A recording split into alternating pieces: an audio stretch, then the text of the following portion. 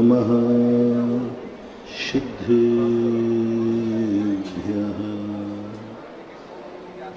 जय श्री नमः सिद्धेभ्यः।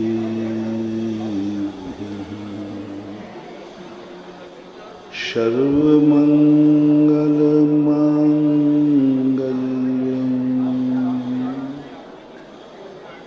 सर्वकल्याणकारिकं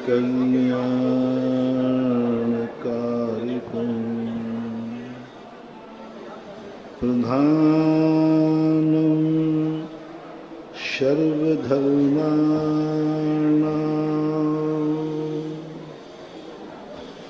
जैनं जयतु शासनम्। जैनं जयतु शासनम्। पंच परमेष्ठी भगवान के आचार्य श्री गुरुवर कुंद कुंद महाराज के आचार्य श्री गुरुवर विद्यासागर महाराज की परम पूज्य निर्यापक सभा मुनि पुंग सदा सागर जी महाराज की। तुम क्या चाहते हो इस पर विचार करने की अपेक्षा तुम क्या हो इस पर विचार करो। हम क्या बनना चाहते हैं इस पर विचार करने की अपेक्षा जो तुम बन चुके हो इस पर विचार करो। कल हमारा कैसा निकलेगा इस विचार की अपेक्षा ये विचार करें कि आज मेरा कैसा निकल रहा है। कल मेरी जिंदगी कैसी होगी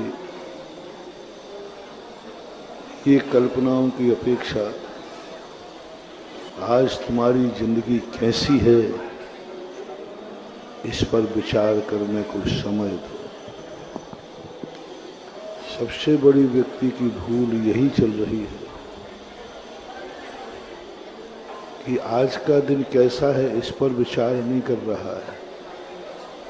वो ये जानना चाह रहा है कि कल का दिन कैसा होगा महाराज, कल मेरी जिंदगी कैसी होगी। ये जो भय है, ये जो दुख है, ये जो आकुलता है, बस यही मूल दुख का कारण है। सबसे बड़ी परेशानी यह है। इसलिए कल अपन ने चर्चा की थी, तुम सुख पाना चाहते हो तो पहले यह तो तुम सिद्ध करो कि तुम दुखी हो कि नहीं। तुम रोटी खाना चाहते हो ठीक है, ये तो सिद्ध करो कि तुम्हें भूख लगी है या नहीं। तुम अमीर बनना चाहते हो पहले यह तो बताओ कि तुम गरीब हो कि नहीं। पहले इसका प्रमाण पत्र दो, इसकी प्रमाणिकता आप सिद्ध करो। दो बातें कल अपन ने समझी थी। पहले तो हम यही सिद्ध नहीं कर पा रहे हैं कि हम दुखी हैं, हम गरीब हैं। हम सिद्ध नहीं कर पा रहे हैं कि हम परेशान हैं, क्योंकि हमने कभी इस बात पर विचार करने का समय ही नहीं दिया। हम तो मात्र यही सोच लेते हैं कि कल क्या होगा, कल क्या होगा। आज क्या हो रहा है उस पर विचार नहीं करते, और जो आज हो रहा है वही कल होगा। चिंता सब लोग किसकी कर रहे हैं? कल हमारा क्या होगा। आज क्या हो रहा है राज, इस पर तो हमने सोचा ही नहीं। बस इस पर सोच लीजिए, आज जो हो रहा है कल भी वही होगा। वही होने वाला, कोई नहीं टाल सकता। पूज्यवर कुंदकुंज स्वामी ने कहा प्रवचन सार में, जैसा कारण होगा वैसा कार्य होगा। कल जो तुम्हारा था वो आज देखने में आ रहा। तुम कल कैसे थे हम तुमसे नहीं पूछेंगे, आगम से तुम भी मत पूछना, किसी ज्योतिषी को हाथ मत दिखाना।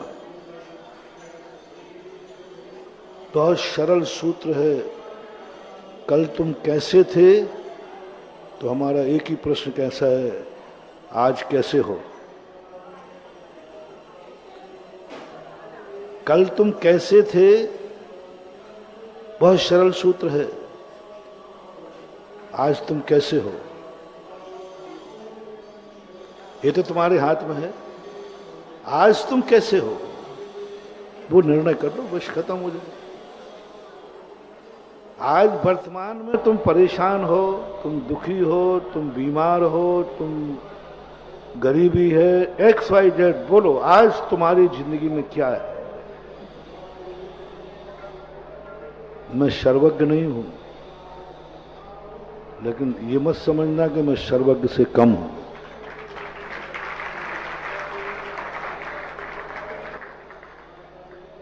मैं वह सब जानता हूं जो भगवान जानते हैं, लेकिन मैं कुछ नहीं जानता। मैं कुछ नहीं जानता, लेकिन वह सब जानता हूं जो भगवान जानते हैं। समझ रहे ना? भगवान जो जानते हैं वह मैं सब जानता हूं, मैं कुछ नहीं जानता। कौन जानता है? भगवान जानते हैं, इसलिए मैं सब जानता हूं। विद में वो, दृश्य में वो, तत्वम नाना, एक अक्षर भी, एक पाए भी कम नहीं। यदि थोड़ा सा भी कहूं नहीं, जो भगवान जानते हैं वो मैं नहीं जानता, मिथ्या दृष्टि।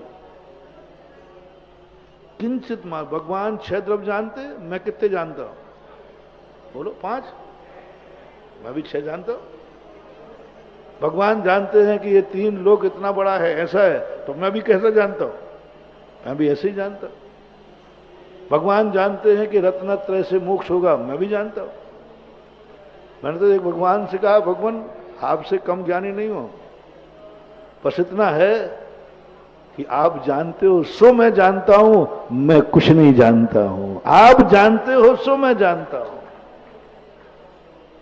और आप नहीं जानते हो तो मैं भी। इसका नाम सम्यक दर्शन है। जितना जितना जो जो भगवान जानते हैं, बस देखना ज्ञानी बनने का। तुम भी कह देना,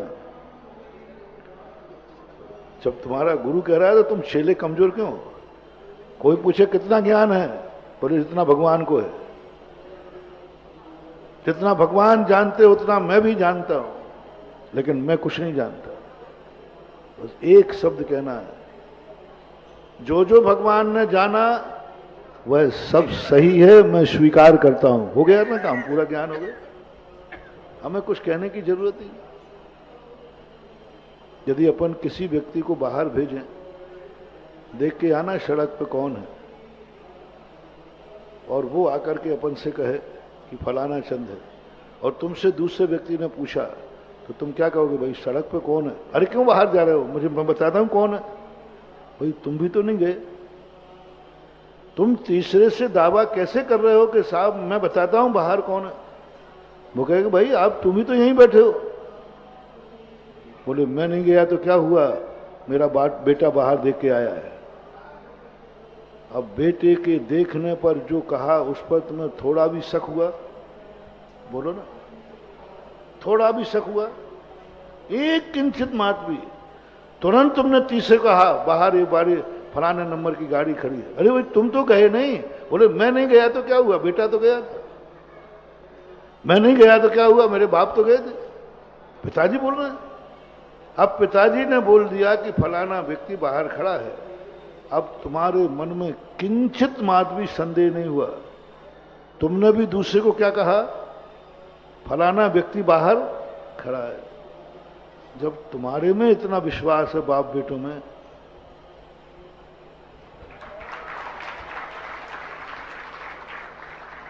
तुम्हारा बाप तो कभी झूठी भी बोल सकता है, तुम्हारा बेटा तो कभी अप्रैल फूल भी, लेकिन मेरा बाप और मैं उनका बेटा न कभी झूठ बोलते हैं और न अप्रैल फूल मिला। कितना बड़ा साइंस है, कितनी छोटी सी बात में मैंने तुम्हें समझा दिया। तुम्हारे व्यक्ति, विश्वसनीय व्यक्ति ने देखा, तुम्हें संदेह भी नहीं हुआ, तुमने दूसरे को भी यही कहा, गारंटी है वो फलाना व्यक्ति बाहर खड़ा है। बोले आपने कैसे जाना? बोले हमें जानने की जरूरत नहीं, उसने जाना सो, बोलो ना, उसने जाना सो, क्योंकि मेरा विश्वास है कि वो कभी मेरे से झूठ नहीं बोलेगा। बस यही तो हमारा माल चल रहा है कि महाराज आपने कैसे जाने कि मोक्ष है, कैसे जाना कि सिद्धालय है, कैसे जाना कि छह द्रव्य है? दावा करता हूं इतने ही है, क्योंकि उसने जाना सो मैंने जाना, मुझे क्या जानने की जरूरत। अब तुम्हारा पिताजी देख के आया, अरे छोकरे का क्या भरोसा, मैं जाके देखता हूं, झूठ बोल दे तो तुम जाओ, और फिर तुम जाकर के उससे कहो मैं देख, तो वो भी क्या पता तू झूठ बोल रहा है, तो फिर कितने जाएंगे देखने को? दुनिया चलेगी नहीं। बस उस व्यक्ति के ऊपर विश्वास कर लो, अकाट विश्वास कर लो कि इस व्यक्ति ने कहा है, हम इसको पहचानते हैं, मैं इसको जानता हूं,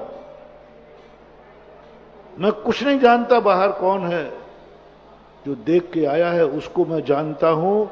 ये गलत नहीं बोलना, इसने जाना सो मैंने जाना। आप तो मान लीजिए, आप लोग कहते भाई वो आ गया, समझ लेना मैं आ गया, उसने वचन दे दिया तो समझ लेना मैंने दे दिया। अच्छे घरों में यही लक्षण होता है, अच्छे घरों में। एक बार और बोलो, कौन से घरों में? अच्छे घरों, अच्छे घरों में। यदि कोई बेटा भी कुछ बोल के आ जाए ना बोली, तो सारा घर कहता है बेटा तूने बोला सो हम सब ने बोला, तूने क्यों बोला मेरे बिना पूछे, अब तू ही चुकाना। ये क्या बता रहा है? घर विकटित है। तुमने बोला कि मैंने बोला, तुम्हारी इज्जत मेरी इज्जत, तुम्हारा दान मेरा, सब एक में एक, उसको बोलते हैं कुटुंब। हम भी यही भगवान से, भगवान मैंने कुछ नहीं जाना और मैं जानूंगा भी नहीं, क्योंकि मेरे मन में भाव आया भगवान ने जाना, क्या पता झूठ बोल रहा हूं तो मैं भी जानूं, तो मैं, तू मेरा बाप नहीं, मैं तेरा बेटा नहीं, तू मेरा भगवान नहीं, मैं तेरा भक्त नहीं। भक्त और भगवान की यही सीमा है, भगवान ने जाना सो मैंने जाना, मेरे गुरु ने जाना सो मैंने जाना, मेरे गुरु ने कहा सो मैंने कहा, मेरे गुरु ने देखा मैंने देख लिया, मेरे गुरु ने सुना मैंने देख लिया। मेरी आंख और गुरु की आंख अलग अलग नहीं है, जो उन्होंने देखा है वही मैंने देखा है।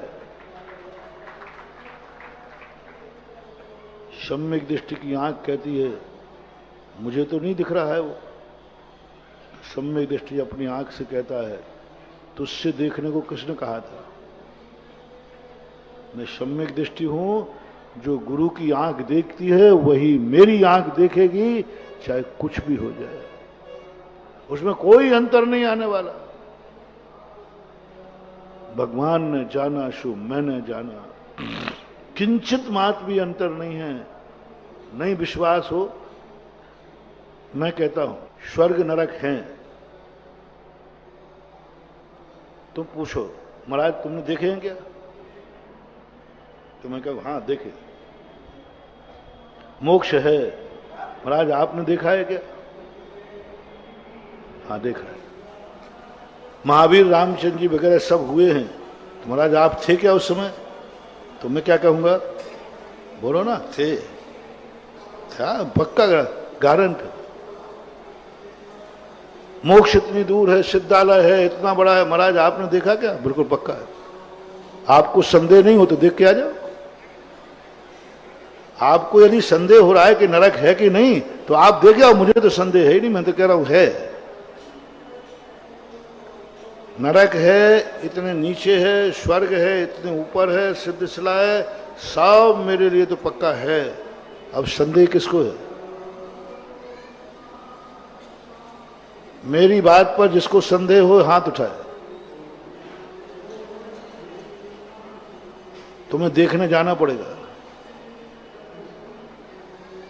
एक बार बीरबल और बादशाह में चर्चा चली, बोले पृथ्वी का मध्य कहां है? सबने कहा सरकार पृथ्वी का मध्य, इतनी पृथ्वी कौन नापे, वो उसका मध्य निकालना है। सब ने हथियार डाल दिए। बीरबल जी कहा कि इतना छोटा सा गणित नहीं आता किसी, पृथ्वी का मध्य निकालना है।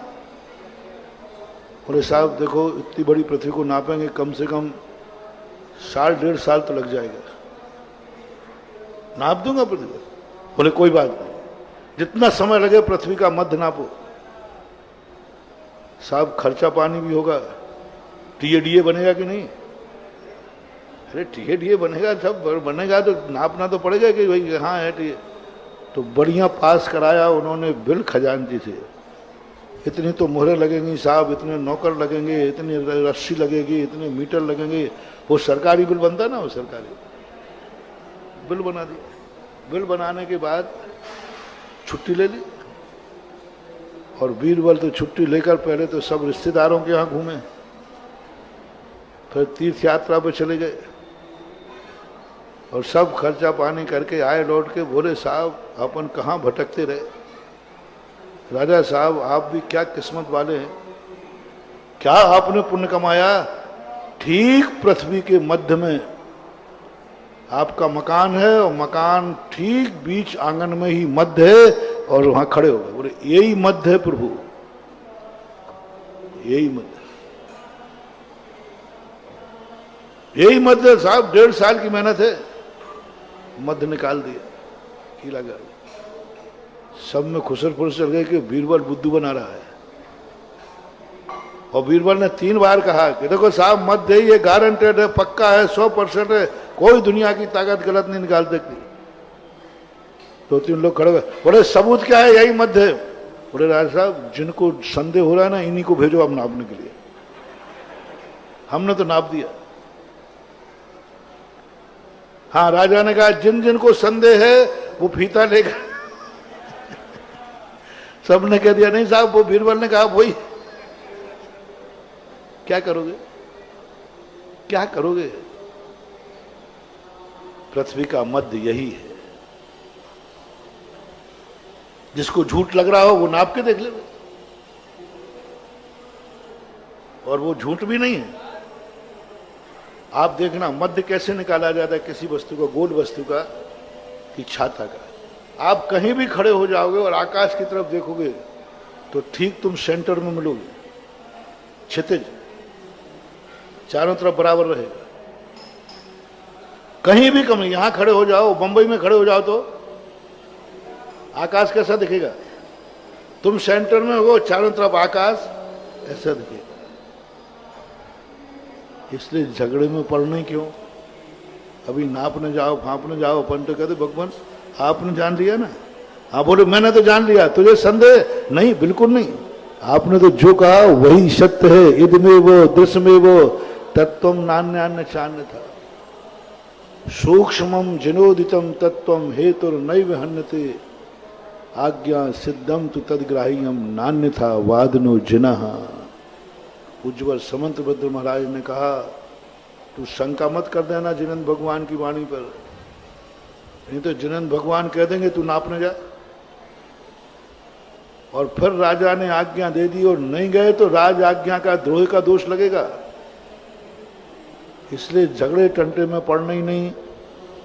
नान्य था वादनो जिना, बस भगवान मुझे विश्वास है आप कभी झूठ बोल ही नहीं सकते। बस जिसके ऊपर हमारा विश्वास है कि ये झूठ नहीं बोल सकता, बस उसके संबंध में तुम निर्णय कर लेना। इसने जाना सो, बोलो फिर से, इसने जाना सो मैंने जाना, क्योंकि मुझे उस पर विश्वास है कि वो कभी भी झूठ बोल ही नहीं सकता। अब बोलो मैं कितना ज्ञानी हूं? क्यों? जो उन्होंने जाना वो मैंने जाना, हमें किंचित मात्र भी संदेह नहीं, कहीं भी संदेह नहीं। 3.5 लोग के लोग आके कहें तो हम तो कहेंगे भगवान ने जो कहा वही सत्य है, और वो जो है जो उन्होंने, हम पूछते महाराज जी आपने क्या जाना बताओ, तो मैंने कहा पहले ये बताओ भगवान ने क्या जाना। अपन भगवान, हम लोग ध्यान में खूब भगवान से भिड़ते रहते हैं। बोले तूने आज प्रवचन में क्या बोला कि जितना भगवान जानते उतना मैं भी जानता हूं। तो भगवान कहेंगे क्या जानता है तू, बोल क्या जानता है। तो मैं पहले भगवान आप बताओ क्या जानते हो, आप बताओ आप क्या जानते हो। वो कहेंगे मैं 6 द्रव्य जानता हूं, तुरंत मैं भी 6 ही जानता हूं। आप 7 तब जानते हो, मैं भी जानता हूं। आप 3 लोग, अपन को पहले नहीं बोलना नहीं तो फंस जाओगे बेटा।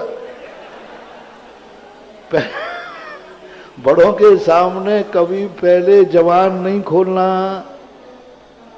ये होशियार बनिया की नीति है, जैनी की नीति है, सम्यक दृष्टि की नीति है। एक बार बीरबल से कहा राजा ने कि बताओ सबसे दुनिया में जाति होशियार जाति कौन है। बोले साहब बनिया जाति है। अब बादशाह ने कहा कि मेरी जाति होशियार, उन्होंने कहा बोले साहब परीक्षा कर लो। तो बीरबल एक मुट्ठी भर चना लेके आए। बोले साहब आप सबको बुला लो, सब जाति के एक व्यक्ति को सबको बुला लो एक बार, और सबसे पूछो कि ये क्या है। बुला लिया, सबसे पूछा। बोले साहब बताओ ये तस्तरी में क्या है। बताओ चने कौन नहीं जानता। सब ने कहा सने चने चने चने चने चने चने, सब ने कहा। अब आई बारी ललितपुर के बनिया की, और उसमें भी मंडी का आड़तिया जिसकी गोदाम में चने ही चना भरे। चने को मैं भूलता नहीं हूं क्योंकि एक बार चने के, याद है ना, उसी दिन में ये सारी 24 बन गई, उसी रेट में है। 700 के 1700 हुए थे, ध्यान रखना। अब वो सेठ पहुंचा। बोले ये क्या है सेठ जी। बोले साहब कहीं देखे तो हैं, कहीं देखे तो हैं। अब खूब सिर खुला, साहब कहीं देखे तो हैं। घंटा भर हो गया। राजा का मूर्ख, मंडी का व्यापारी होके इतनी नहीं जानता। बोले साहब देखे तो, अरे मूर्ख चने हैं चने। हाँ हाँ ये जो आपने कहा ना, क्या ये हाँ ये आगे आगे क्या याद आया। बोले साहब अभी आपने कहा था ना, क्या बोलो अब तू तो बोल मुंह से। बोले राजा साहब वो आपने कहे थे ना अभी, क्या कहा था। तो वो अरे चना कहा था, बुद्धू चना। हाँ हाँ ये यानी बादशाह ने 10 बार कहा, लेकिन उसने अपने मुंह से नहीं कहा। यही कहता साहब जो आप कह रहे हो वही, जो आपने कहा ना वही है ये जो आपने कहा था। क्या कहा था वो तो साहब मुझे याद नहीं, लेकिन जो आपने कहा था साहब मुझे तो याद नहीं आपने क्या कहा था, लेकिन इतना पक्का है जो आपने कहा था यह है वही। शाम हो गई लेकिन एक बार भी उसके मुख से ये नहीं कहलवा पाए कि क्या है। वो कहता नहीं साहब जो आपने कहा वही है, जो आपने कहा वही। आप फिर से कहो तो बोली वही नहीं। हाँ चने, हाँ ये तो आप कह रहे ना यही। अपन लोग भी ऐसे ही, भगवान बोले क्या है ये, तू क्या जानता है। भले भगवान आप बताओगे, हाँ ये जो आप कह रहे ना यही है, बस ऐसी संताला है, यही तत्व है, यही जो आपने कहा। क्या कहा। बोलो भगवान आपने कहा था ना। बोलना मत बेटा, फंस जाओगे, क्योंकि अपन गुप्ता 2 हानि होंगी बोलने में।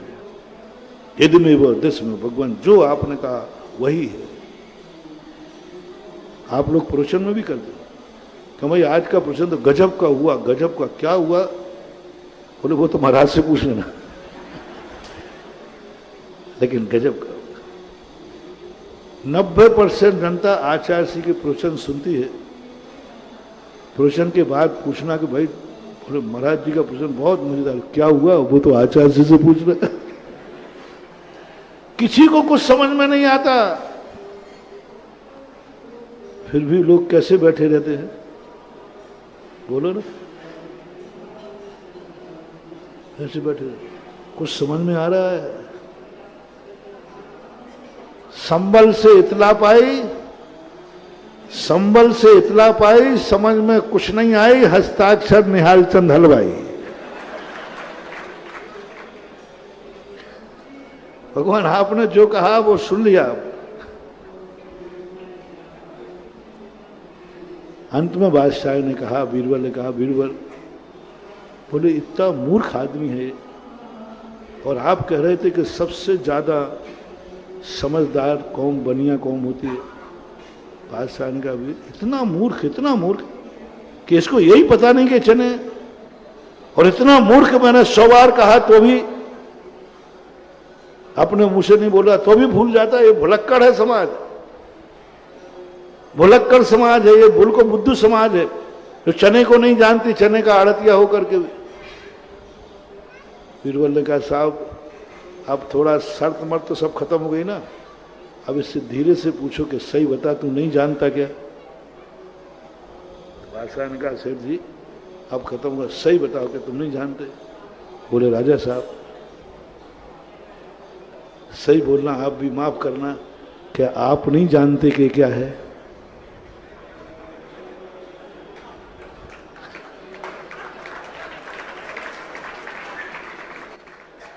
आप मेरे से पूछ रहे हैं कि ये क्या है और आप कह रहे हैं बताओ सेठ जी क्या तुम नहीं जानते चने हैं? तो मैं भी राजन साहब आपसे पूछा क्या आप नहीं जानते कि ये चने हैं, फिर भी आप पूछ रहे हैं, इसका रहस्य क्या है? आप जानते हुए अनजाने बन रहे हैं हमारे राजा होकर के, तो राजा के सामने हम ज्ञानी नहीं बनना चाहते हैं इसलिए। नहीं तो ये दुनिया जो बाहर के लोग बैठे हैं वो कहें राजा मूर्ख है और उनकी प्रजा, राजा नहीं जानता है कि ये क्या है, इसलिए दुनिया से पूछ रहा है। इसलिए राजा साहब मैंने आपकी इज्जत रखने के लिए, आपका सम्मान रखने के लिए मैं जानता था, मैंने नहीं बताया जिससे राजा की इज्जत रह जाए। नहीं तो ये सब लोग जो बैठे हैं सब बैठे रहते राज दरबार में, तो ये क्या समझेंगे राजा इतना मूर्ख है कि वो ये भी नहीं जानता चने हैं, दूसरों से पूछते फिर रहा है। इसलिए मैंने आपके मुख से कहलवाया कि सारी जनता जान जाए कि राजा साहब सब जानता है, जिससे आपकी महिमा बढ़ाने के लिए, आपकी महिमा बढ़ाने के लिए, आपकी बेइज्जती ना हो और मैं आपसे ज्यादा ज्ञानी ना बन सकूं, इसलिए मैं कह रहा हूं जो आपने कहा वही सही है। राजा खुश हो गया। बोले तूने इसलिए नहीं बताया? बोले हाँ राजा साहब आपकी इज्जत खराब हो जाती, इसलिए आप जानते हुए पूछ रहे थे तो मैं भी जानते हुए नहीं बता रहा था आपके खातिर, और आपके मुख से इसलिए कहलवाना चाहता हूं कि हम वो प्रजा हैं जो राजा के मुख से जो निकलता है वही सही है। समर पर आपके राज्य का प्रजा हूं मैं। राजा ने खुश होकर के रत्नों का हार उतार के दे दिया। सेठ जी चले गए। बीरबल जी कहते राजा साहब ये आपने क्या किया? इतने लोग आए उनको एक तिनका नहीं दिया और इसको तुमने हार दे दिया। इसी का नाम है बनिया जाति, है ना होशियार जाति। अपने मुंह से बुलवा नहीं पाए और जीत का सारे लोग सही बोल गए तो भी उनको आपने कुछ नहीं दिया। सारे लोगों ने सही बोला कि कुछ नहीं, उनको आपने कुछ नहीं दिया। इसको क्यों दे दिया? ये तो अंत तक भी नहीं बोल के गया। अंत में भी यही कहा कि राजा साहब आप नहीं जानते जो पूछ रहे हो। जैसे राजा ने कहा ना सेठ जी क्या नहीं जानते, सही बताओ कि तुम नहीं जानते हो कि क्या है? तो क्या जवाब दिया? ये नहीं कहा हाँ मैं जानता था, ये कहा राजा साहब आप नहीं जानते जो पूछ रहे थे। कितना खुश होकर रह गया। बोलो रे तुम कौन सी जाति के हो?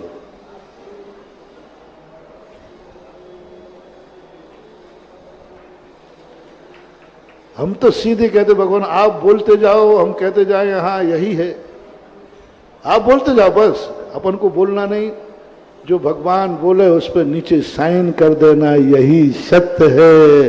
इदमेव दृश्यमेव तत्वम नान्यान्य छान्य था, इत कंपाय शाम्भोवत शन मार्गे संस्या रुचि। बहुत बड़े फिलॉसफर थे समंतभद्र महाराज, क्या कला दी। तू कहां जानने में लगा है, तू कहां तक जान पाएगा, थक जाएगा। इसलिए जा भगवान के सामने बैठ जा और कह दे भगवान जो जो आप जानते हो सब जानते हो। क्या क्या जानते, आप बोलते जाइए, मैं कहता जाऊंगा हाँ यही है। सम्यक दर्शन इसका नाम है, इसका नाम। और यह सम्यक दर्शन जिसकी आत्मा में प्रकट हो जाता है, बस विश्वास। कल कहा था ना, डॉक्टर पर विश्वास करो। मैं ये नहीं पूछ रहा हूं जैन दर्शन तुम कैसे हो, मैं ये नहीं पूछ रहा हूं तुम्हारा निर्णय जो तुम कर चुके हो ये गलत है, ये सही है। जो तुम कर चुके हो, यही प्रवचन छोड़ा था, ये सही है ये गलत है, आपने स्वयं निर्णय लिया है या किसी के कहने पर लिया है, उसका नाम बताओ। स्वयं निर्णय लिया है तो पहली क्लास की कॉपी कभी स्वयं से जचवाई नहीं जाती। किसी के कहने पर निर्णय लिया है तो उसका नाम बताओ। समंतभद्र महाराज गृहस्थ के प्रति इतने उदार हैं, जबकि हम लोगों के प्रति नहीं है। हम लोगों के प्रति तो उनको दया नाम की चीज ही नहीं है। पूरे शास्त्रों में मुनियों पर इस जिनवाणी ने कहीं दया नहीं की, कहीं दया नहीं। बस मुनि को देखते ही जिनवाणी इतनी कठोर हो जाती है, इतनी कठोर,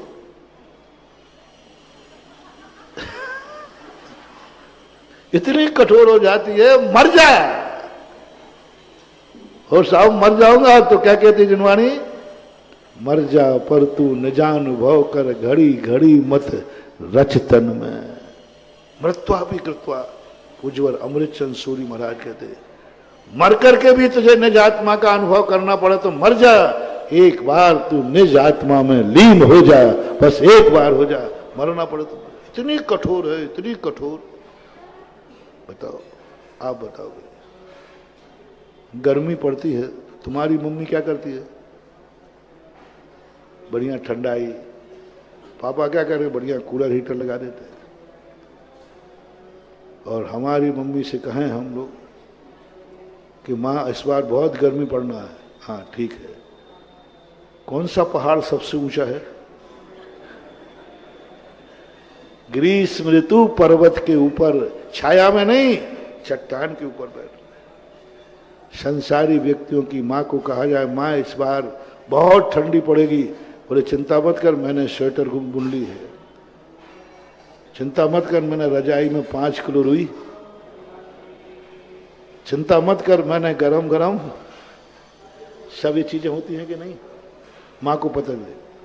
और हमने धोखे से तुम्हारी आदत के अनुसार कह दिया कि माँ इस बार बहुत ठंड पड़ना है। अच्छा, तुझे रात उस नदी के किनारे गुजारना है जिस नदी का पानी जमता हो। बिल्कुल उल्टा सिस्टम है तुम्हारी माँ का और हमारी माँ का। संसार के शरीर को जन्म देने वाली माताओं का और आत्मा की जननी जो जिनवाणी माँ है, बिल्कुल उल्टा चलती है, सबसे दूर बिल्कुल उल्टा चलती। कठोर, इतने कठोर मुनियों के प्रति, बालो वा बुड्ढो वा पुनो गिलाणो वा। कुंद कुंद भगवान जैसे दयालु कृपालु हम मुनियों के प्रति इतने कठोर हो गए, इतने कठोर हो गए।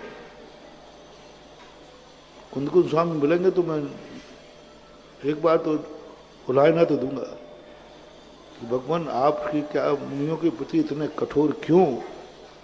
क्या कहते हैं, बालो वा बुड्ढो वा पुनो गिलाणो वा। चाहे तू बालक हो, चाहे तू वृद्ध हो, चाहे तू बीमार हो, तुझे किसी प्रकार की छूट नहीं दी जाएगी। अरे बीमार में तो दे दो, कम से कम ठंडी पड़ रही है, जोड़ी ताप है, एक रजाई का इंतजाम, आगे पीछे नहीं करेंगे। बोले नहीं नहीं भालो। ये शब्द बताता है कि जिनवाणी मुनियों के प्रति कितनी कठोर है। कोई समझौता नहीं, कोई समझौता नहीं। चाहे तीर्थंकर मुनि बने, चाहे पंचम काल का मुनि बने, आज भी वही चर्या है जो चौथे काल में थी। चर्या में कोई संशय नहीं। तुम पालो या ना पालो वो मर्जी आपकी है, लेकिन आगम ने कोई समझौता नहीं किया। संसार के हर विचारकों ने समझौता किया, हर विचार। बौद्धों ने समझौता कर लिया। आज बौद्धों में इतना शिथिलाचार आ गया, उनके शिष्य पहुंच गए, साहब मेरे से कठिन चर्या सहन नहीं होती है, मेरे से केश लॉन्च नहीं होता है। उन्हें कोई बात नहीं, यदि आप केश लॉन्च कराओगे तो मैं साधु पद छोड़ दूंगा। उन्होंने कहा छोड़ो छोड़ो मत, कैसी से कटा लेना। उन्होंने साहब मैं पैदल नहीं चल सकता हूं, पैर में कंकड़ चुभते हैं, नहीं तो मैं साधु पद छोड़ता हूं। उनके गुरु ने कहा अरे साधु मत छोड़, चप्पल पहन ले, पहन ले, पहन ले, कपड़े पहन ले। उन्होंने कहा एक टाइम खाने में नहीं चलता है साहब, नहीं तो मैं साधु पद। अरे साधु पद मत छोड़, 2 बार खा ले। बोले साहब कहीं कहीं विहार करता हूं, शाकाहार नहीं मिले तो मैं मुनिपद छोड़ दूंगा। बोले अरे मुनिपद मत छोड़ना, मारना मत, मरा हुआ मांस कोई देवे तो। शिथिलाचार बढ़ता गया, बढ़ता गया, बढ़ता गया। गुरु शिष्य को छूट देते जाए, शिष्य इतनी छूट ले लेगा, बाप बेटे को छूट देता जाए, बेटा इतना छूट दे देगा कि वो घर ही नहीं आएगा। आज 1 घंटे लेट आया, कोई बात नहीं, पापा देखो 1 घंटे की और छूट दीजिए आप, कोई बात नहीं। करते करते एक दिन हो जाएगा पूरी रात ही घर नहीं आएगा। पशु को, नारी को, शिष्य को, बेटे को, नौकर को कभी पूरी छूट नहीं देना चाहिए, और खास तौर पर उसके कहने पर नहीं देना चाहिए। वो जो कहे उससे उस समय छूट मत देना, क्योंकि एक बार वो तुम्हारी नस पकड़ लेगा कि ये धमकी दी और छूट। उसको पता चल गया कि पापा कितने में सिलेंडर हो जाते। दुर्योधन को पता था, अंत में कहता पिताजी मानते हो नहीं तो मैं सुसाइड करता हूं। रुक, तुम्हारे छोकरे सब ऐसे ही हो रहे, छूट मत देना। एक महिला थी, वो हमेशा अपने पति कहती थी, रस्सी रख रही, देख ध्यान रखना, तुमने कुछ गड़बड़ किया तो फांसी लगा दूंगी। अब वो बेचारा घबराता, ए देवी फांसी मत लगाना, नहीं तो हम जेल में जाएंगे। तो हमेशा एक दिन कहता महाराज जी बहुत दुख है, मैं किस बात का दुख? बोले महाराज कहने में शर्म आती है। मैंने कही जब शर्म आती है तो तूने कही क्यों? अब कह ही दिया। बोले महाराज जी मेरी पत्नी हमेशा एक ही बात करती है, फांसी लगा लूँ, फांसी लगा। 2-4 दिन में वो एक कहती है, बस हमारा दिन भर में दिमाग खराब हो जाता है। मैंने कहा वो तो सही है, तिस जैसे कि ऐसे ही। तो महाराज इससे कैसे बचूं? मैंने कहा अब तू ऐसा करना, तू रस्सी रखना पहले इसे। वो कहे मैं फांसी लगा लूंगा। अरे मैं तो रस्सी लेके आया हूं। कब लगा रही है? कौन सा? देखो पंखा मंखा ठीक कर लेना फिर, ये तो थोड़ा कमजोर है। आज तो तुझे फांसी लगेगी, लगेगी, पक्का है। बहुत दिन हो रहे कहते कहते तेरी हर इच्छा पूरी की, बस एक ही इच्छा रह गई थी, तू हमारी प्राण प्यारी है ना, प्राण प्यारी, तो तेरी हर इच्छा पूरी हो कर सके हो कर दी मैंने। जो तूने जब मांगा, कपड़ा, सोना, चांदी, बस मैं जिंदगी में एक ही इच्छा पूरी नहीं कर पा रहा था कि तेरे बार बार फांसी लगाने की इच्छा होती थी। आज तो मन बना के आया हूं कि आज ये भी इच्छा तेरी पूरी हो जाए, और मैं तो इच्छा पूरी करके रहूंगा आज, क्योंकि तू मेरी, और बांध करके रखना अब आएगा। बस मैं धन्य हो जाऊंगा कि मैंने अपनी पत्नी की हर इच्छा पूरी कर दी। क्या करे, पागल तो नहीं हो गए हो? अरे उन्होंने कहा पागल नहीं हो गया, आज तो इच्छा पूरी करूंगा। वो रो पड़ी, पैरों में गिर पड़ी, बोले अब तो फांसी लगेगी, फंदा बन चुका है, सुप्रीम कोर्ट से फैसला, काला वारंट लिखा जा चुका है, बस अब एक राष्ट्रपति याचिका बाकी है, वो ही बचा सकता है तुझे। राष्ट्रपति अंतिम इच्छा होती ना, बस राष्ट्रपति याचिका एक ही है, वो मेरे गुरुजी हैं। वहां जाकर के यदि तू याचिका लगा दे तो आज बचेगी, नहीं तो फांसी। तो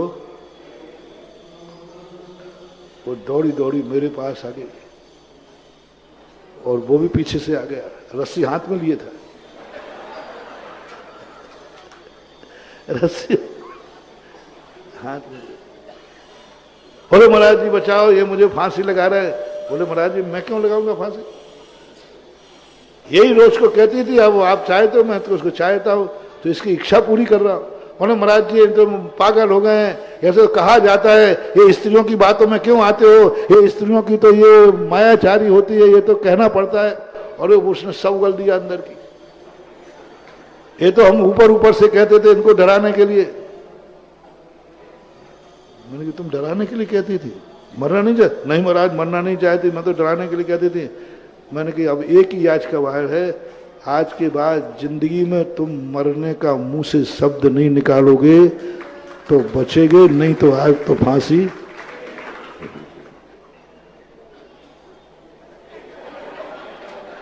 कान पकड़े, कभी स्वप्न में भी नहीं, कभी नहीं, मैं मरने का भाव भी नहीं करूंगी, मैं कभी इनसे बोलूंगी नहीं, कभी मरने की नहीं कहूं, कुछ नहीं कहूंगा। मैंने कहा ठीक है, तू भी धमकी दे रही थी, ये भी धमकी दे रहा था, दोनों को चोर चोर। ये होता है, अपन सारी दुनिया से समझौता करते हुए जा रहे हैं। शिष्य को शिथिलाचार दोगे, वो किस सीमा तक गिरेगा कुछ नहीं कहते, किस सीमा तक गिरेगा कुछ नहीं कह सकते, और सब गिर गए, मांस तक पहुंच गया। बौद्ध धर्म अहिंसक धर्म था, श्रमण संस्कृति का धर्म था, लेकिन जब ही मान का दृश्य चला, यहां तक पहुंच गए कि आज सारे बौद्धिज्म विदेशों में देखो सब मांसाहारी। चाइना बौद्ध धर्म को मानते हो, और लेकिन सब, अब चेला भी गुरु भी सब मांस का सेवन कर रहे। यही स्थिति महावीर स्वामी के शिष्यों को खबर लगी, क्योंकि दोनों समकालीन थे। एक को पता चल जाए कि फलाने डिपार्टमेंट ने हड़ताल करके अपनी मांगे पूरी करा ली, दूसरे दिन से दूसरा डिपार्टमेंट चलो रे। तो महावीर के शिष्यों में भी हलचल बन गई, क्योंकि कौन नहीं चाहता है। तो महावीर के शिष्यों ने भी कहा, महावीर से जाकर के कुंद कुंद भगवान से कि साहब पंचम काल है, हीन संगनन है, शक्ति कमजोर है, आप इस साधु, लेकिन बेटा जिंदा तो रहेगा। उससे पूछा तूने झूठ क्यों बोला? बोले राजा साहब बस एक ही बेटे को जिंदा देखना चाहते, कोई बात नहीं इसके पास रहेगा। कैसा रहा डीएनए है? तुम्हारा डीएनए क्या है? दुख तुम्हें होता है, आंसू मां की आंख में आते हैं। भूख तुम्हें लगती है, मां बुला के खिलाती है, यही तो असली मां है। भूख किसको लगती है? तुझे। चिंता किसको होती है? ठंड किसे लगती है? चिंता किसको होती है? बस ये सबसे बड़ा डीएनए है कि दुख भी मैं होता हूं और दुखी मेरी माँ होती है, कष्ट मुझे होता है, आंसू माँ की आंख में आ जाता है, वो मुझे पहले खिलाती है, स्वयं भूखी रह जाती है, इससे बड़ा डीएनए और क्या होगा। इसलिए महान भाव आप लोग संदेह मत करना। नहीं नहीं नहीं, अभी नहीं कहूंगा, पहले तुम बोलो, तुम बोलो, तुम बोला। हमारे भगवान पर संदेह करोगे? करोगे? डीएनए क्या है? भगवान करुणावान है, दयावान है, हितोपदेशी है। ओहो, भगवान का डीएनए करा रहा हूं। ये तीर्थंकर है महावीर स्वामी अभिनंदन नाथ भगवान, डीएनए देखिए कि ये मेरा सच्चा देव है। जब भगवान के समोषण में बैठे थे पूर्व भाव में, चाहते तो भगवान से कुछ भी मांग लेते, चाहते तो भगवान पद मांग लेते, चाहते तो बहुत बड़ी चीज मांग सकते, इतनी इनके आगे पुण्य थी वहां। इन्होंने क्या मांगा? ये 24 तीर्थंकर में इन अभिनंदन नाथ भगवान, इनका इतिहास मैंने पढ़ा। क्या मांगा उन्होंने? हे भगवान, यदि मैंने आपका सच्चा दर्शन किया है, यदि मैंने अपनी जिंदगी में कुछ पुण्य कमाया है, तो सारे संसार के जगत के लोग सुखी हो जाएं, सुखी रहें सब। ये मांगा। सुनकर के मैंने, अरे ये नहीं मांगा कि भगवान आप मिले हो मुझे सुखी हो जाऊं। मां कभी बेटे की मांगेगी, यदि मां को मांगने का मौका मिला तो किसके लिए मांगेगी? अपनी मां, बोलो ना। ऐसे ही जिनेंद्र भगवान ने किसके लिए? अपना सुख नहीं मांगा, बस संसार। भगवान कुछ नहीं, ये नहीं कहा भगवान आशीर्वाद दो मेरी आंख में आंसू ना आए। क्या कहा? बस भगवान हर चेहरे को हंसता हुआ देखना चाहता हूं, सुखी रहे सब जीव जगत के, कोई कभी ना घबरावे, बैर पाप अभिमान छोड़ जग। ये मांगा इन्होंने अभिनंदन नाथ। अब बोलो इससे बड़ा और क्या प्रमाण पत्र चाहिए कि ये सच्चा भगवान है। कहें सीख गुरु करुणा धार, करुणा उनकी क्या लेना देना है। तुम खाओ ना 100 बार गुटखा, 1 किलो खाओ 2 किलो खाओ, भाड़ में जाओ, मैं क्या लेना देना। बताओ ये क्या फर्क पड़ेगा हमें? क्या फर्क? फिर भी गुरु महाराज लोग आपको समझाते हैं। बाप इसलिए समझाता कि बुढ़ापे में काम आएगा। एक सुनाया था ना मैंने, एक ने गुटखा इसी पे छोड़ा था और ने कहा पिताजी कहने में, पिताजी हमें बेटा तू मर जाएगा तो मेरे बुढ़ापे में कौन, माँ भी यही, पत्नी भी यही कहती तुम मर जाओगे, हम विधवा हो जाएंगे। लेकिन महाराज को क्या पड़ी है कि हम मर जाएंगे तो महाराज क्या हो जाएंगे? महाराज का क्या, महाराज का क्या बिगड़ता है? महाराज क्यों छुड़वाना चाहते? उसने गुटखा छोड़ दिया। मैंने कहा क्यों? बोले इसी बात पर कि आपका क्या स्वार्थ है, आपका क्या स्वार्थ है?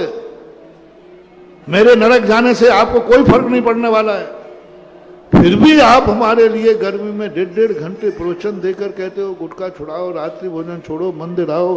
क्यों? क्यों? कोई स्वार्थ नहीं है। ध्वनन शिल्प कर स्पर्शान मूर्जा किमपेक्षते। आपका कोई निस्वार्थ जो करुणा है, बस इसी करुणा ने कह दिया ये हमारा सच्चा गुरु है। डीएनए। इससे विश्वास बनेगा कि टूटेगा? टूटेगा। बस समय आपका हो गया। अब आज सीधी तनातन की हुई। तुम हम पे उंगली उठाओ, पर बेटा देखता हूं तुम्हें। तुमने हमारा धर्म बिगाड़ा, मैं तुम्हारा संसार बिगाड़ दूंगा। तुमने मेरे भगवान पर, इसलिए मन से कह देना, ये तो बोलने की भाषा है। आज मन से कह देना, हे मन, देव साध गुरु पर संदेह नहीं करना, क्योंकि शक की कोई दवाई। यदि सारा संसार संदेह के घेरे में आ जाएगा, सारा संसार तहस नहस हो जाएगा, गृहस्थी बिगड़ जाएगी। हाँ, इट मे बी पॉसिबल, चूक हो सकती है, चूक हो सकती है। कितने %?